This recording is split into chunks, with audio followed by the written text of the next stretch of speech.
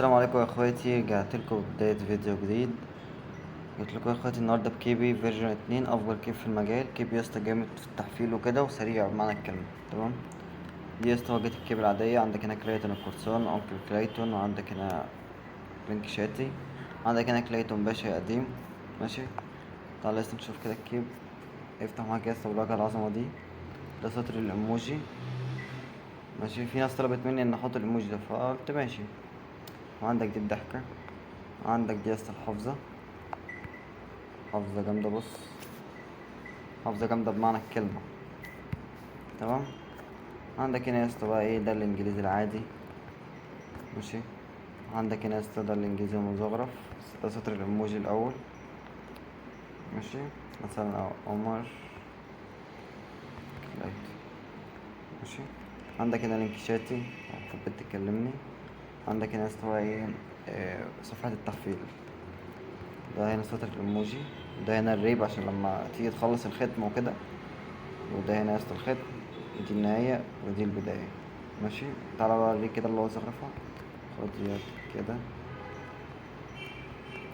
انت يا عم فاهم. المهم عندك هنا بس برضو دي يا اسطى واجهة للتحفيل وكده. ماشي. ودي الضحكة. تعالى يا اسطى ايه اوريك سمات الكيبورد. نظرة سمات.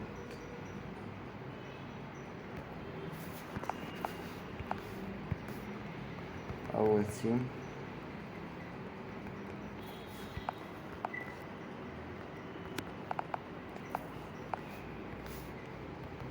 تاني سيم.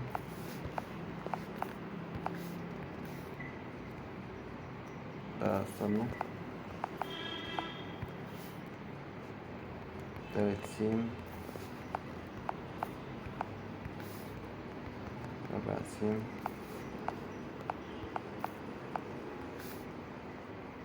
خامس سيم. ده سادس سيم.